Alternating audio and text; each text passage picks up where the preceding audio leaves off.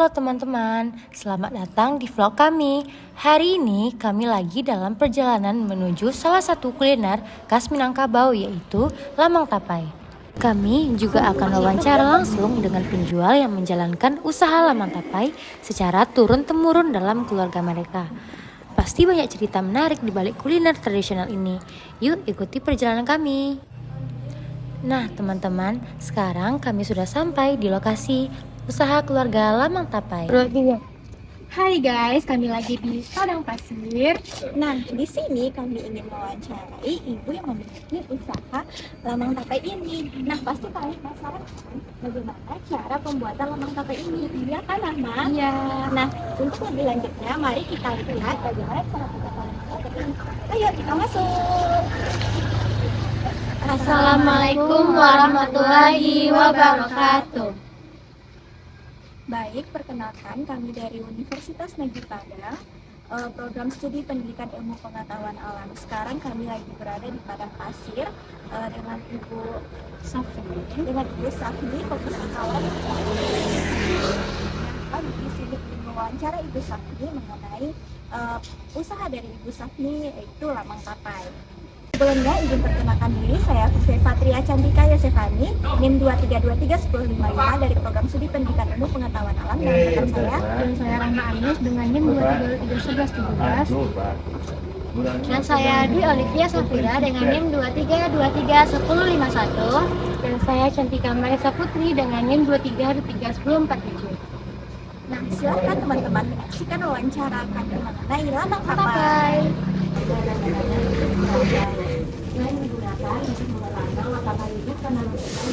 Gimana Ibu?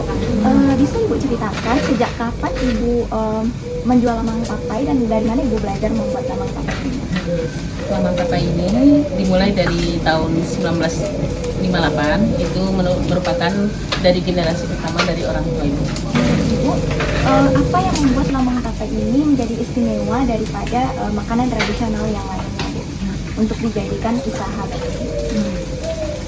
Lamang Tapai ini merupakan ciri khas makanan tradisional Minangkabau yang sekarang sedang ditingkatkan lah kembali apa yang namanya itu kearifan lokalnya. Selanjutnya Ibu, dalam acara adat atau kehidupan sehari-hari seperti apa saja lamang tapai ini biasanya disajikan? Kalau Lamang Tapai ini biasanya disajikan dalam acara adat, misalnya dalam jalan minggu atau dalam acara-acara apa namanya itu Maulud Nabi gitu. Itulah biasanya. Oh, jadi orang tua memesan untuk acara-acara tersebut ya Bu? Pada umumnya kebanyakan seperti menjelang bulan Ramadan, nah itu kemudian sebelum Idul Fitri. Itu dalam skala besar berarti ya Bu? Iya, kalau itu merupakan ya, acara itu pesanannya agak lebih banyak daripada hari-hari biasa. Berarti jenis beras ketan apa yang biasa yang paling baik untuk digunakan membuat lamang ini? Kalau jenis beras ketannya itu kan banyak kan macamnya. Tapi di sini Ibu lebih mengutamakan jenis yang lebih bagus seperti beras Solo. Atau kadang-kadang dipakai kalau untuk lebih baiknya itu beras ketan kita lah. Nah, itu lebih mahal itu. Cara memilih kelapa yang baik untuk santan itu bagaimana Bu? Apakah dari usianya atau bagaimana? Iya, kalau dalam memilih kelapanya itu ditambahkan kelapa yang lebih tua daripada yang lebih muda. Jadi kalau yang lebih tua itu santannya lebih banyak gitu. Daun apa yang biasa digunakan untuk membungkus lamang ini Bu? Kalau daun itu kan jenis pisangnya banyak, tapi di sini kalau untuk lamang dikhususkan pisang bakar. Oh, pisang bayam. Ya. Pertanyaan selanjutnya yaitu Bu, selain beras, ketan, santan, dan lain juga, apakah ada bahan dari tumbuhan lain yang digunakan? Ya. Kalau untuk pembuatan lamang itu biasanya dipakai bambu, kita minum bambu, ya. Atau untuk Kalau tapai gimana? Kalau tapai itu beras ketannya beras ketan hitam yang sudah dirangkum. Terus pertanyaannya Bu, apakah ada perbedaan ketan kulit putih dan hitam pengenali citra rasa tapai itu Bu? Kalau yang biasanya Ibu jual itu ketannya ketan hitam. Tidak pernah Ibu memakai ketan putih. Cuman kalau untuk lamang pakai ketan putih. Berarti Ibu belum pernah membuat pakai ketan putih? Belum. Terus ada pembuatan dari akar bambu itu Apakah ada jenis bambu tertentu, Bu? Kayaknya bambu yang udah masih muda atau udah tua gitu, Bu? Kalau bambunya biasanya dipakai untuk bambu yang sudah tua. Kalau yang muda itu agak agak murah mengkerunyut ini. Terus Bu, bisakah Ibu jelaskan langkah-langkah dalam pembuatan lamang tersebut, Bu? Ya, kalau langkah-langkahnya, pertama itu kan beras ketan dicuci bersih, Ya. kemudian setelah dicuci bersih dikeringkan. Setelah dikeringkan, di bambu yang sudah disediakan tadi dimasukkan daun. Setelah dimasukkan daun, kemudian di bambu yang sudah berisi daun dimasukkanlah beras ketan yang sudah diisi tadi sampai penuh. Kemudian setelah diisi penuh, diisi pula santan sampai sebatas beras ketan. Kemudian diikat pakai tali biar tidak kotor nanti. Kemudian baru dimasak. Selanjutnya, Bu, bagaimana cara membungkus dan menyimpan ketan pada yang sempurna pada bambu tadi? Kalau lamang itu disimpan ya seperti biasa aja, ditaruh seperti itu aja.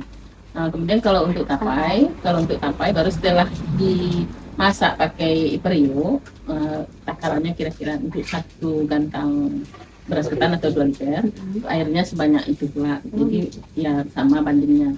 Kemudian setelah dimasak sampai matang, kemudian didinginkan. Setelah didinginkan dikasih lagi. Kalau untuk takaran laginya itu biasanya 1 gantang 1 bulan lagi itu yang sudah dijual orang itu.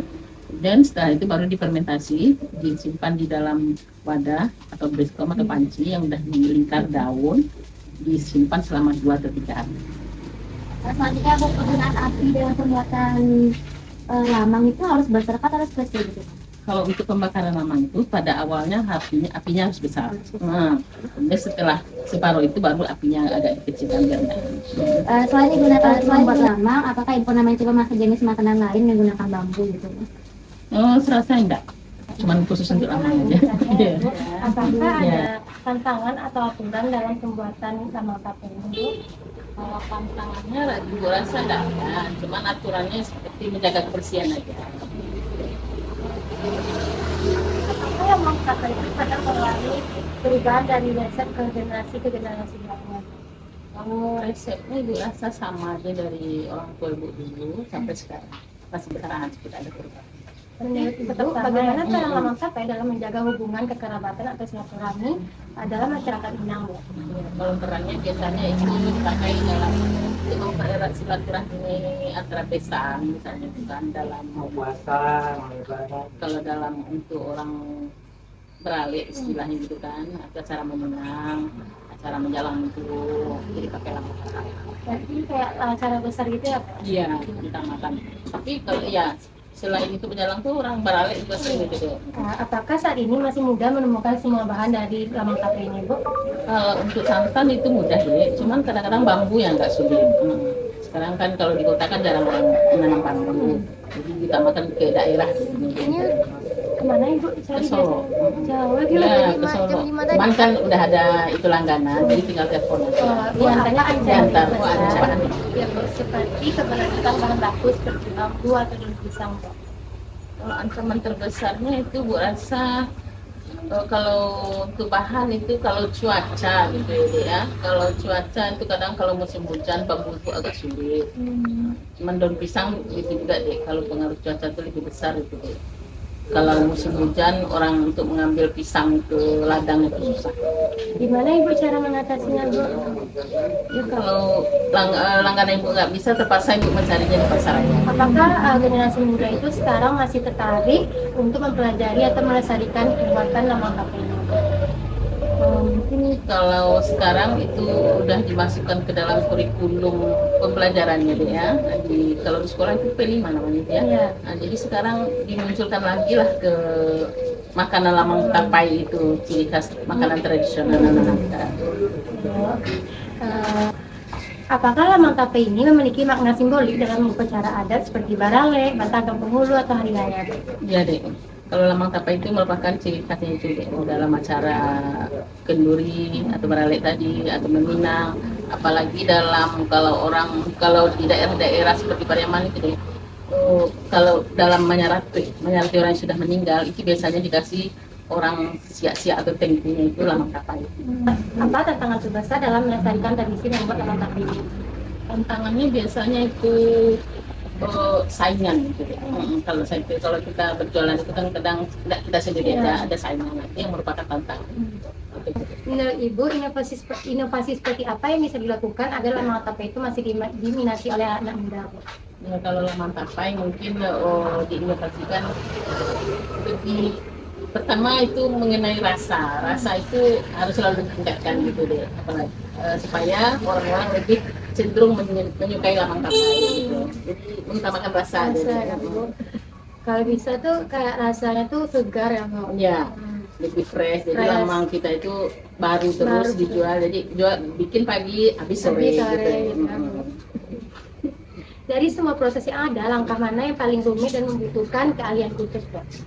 Pertama itu kalau rumitnya itu dalam membakar itu dibutuhkan kemampuan yang ahli juga lagi itu. Kalau orang tidak ahli nanti apinya besar, jadi hasilnya kurang bagus, hangus. Di dalam menakar santan dengan garamnya itu deh harus ahli juga. Nanti kalau tidak pas jadi rasanya jadi enggak. Apa rahasia dari lamang tapai yang enak dan sempurna, Bu? Kalau rahasianya itu yang penting paduan antara santan dan garamnya itu harus tepat lah gitu. Kemudian dari seperti tadi, kalau membakarnya itu dengan cara yang bagus pula, nanti hasilnya pasti akan bagus. Selanjutnya, Bu, lamang tapai ini sebagai warisan kuliner dan budaya di Minangkabau. Harapan Ibu ya supaya orang lebih menyukai lamang tapai lah terusnya gitu. Dan kemudian kepada pemerintah diharapkan juga untuk selalu menjadikan makanan lamang tapai Ibu ini seperti usaha UMKM yang akan meningkatkan perekonomian. Apa pesan Ibu untuk yang Ibu sampaikan kepada generasi muda mengenai pentingnya melestarikan makanan tradisional seperti lamang tapai? Ya, kalau Ibu mengharapkan kepada generasi muda selalu membudayakan ciri khas makanan lamang tapai kita agar tidak punah dan selalu ditingkatkan dan menjadi perekonomian yang lebih baik dan akan meningkatkan masalah kehidupan kita juga. Ya, Bu, untuk langkah pembuatannya, Bu, boleh Ibu jelaskan, Bu, bagaimana caranya? Pembuatan tapaian,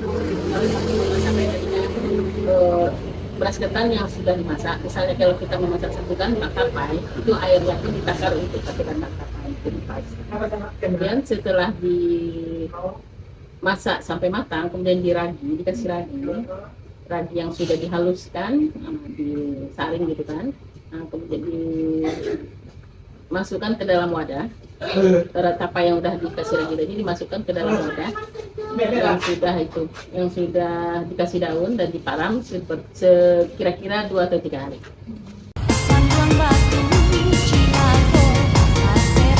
Nah, setelah kami wawancara tadi, kami sekarang diajak untuk melihat langsung ke lokasi Ibu berjualan, yaitu di Pasar Raya.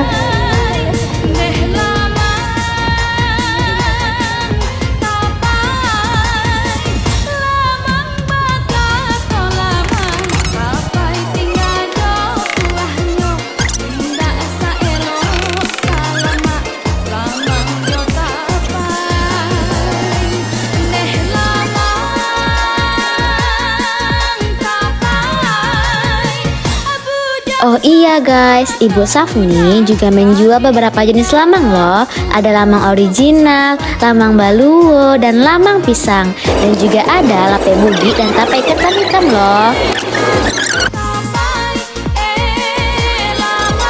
Yuk kita coba bareng-bareng lamang tapai buatan Ibu Safni.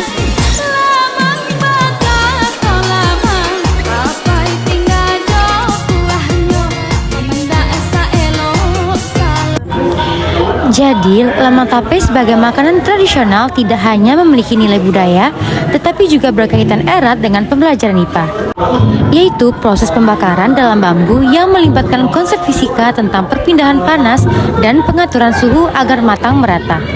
Pembuatan tapai melalui fermentasi ragi menggambarkan konsep biologi, yaitu peran mikroorganisme dalam mengubah karbohidrat menjadi senyawa baru. Selain itu, terjadi perubahan kimia pada bahan makanan selama pemasakan dan fermentasi dan mengubah sifat bahan secara permanen. Demikian, lamang tapai dapat menjadi contoh pembelajaran IPA berbasis etnosains yang menghubungkan ilmu pengetahuan dengan budaya dan kehidupan sehari-hari. Halo guys, jadi Jadi kami sudah siap menemani Ibu untuk ke pasar. Makasih banyak ya Ibu.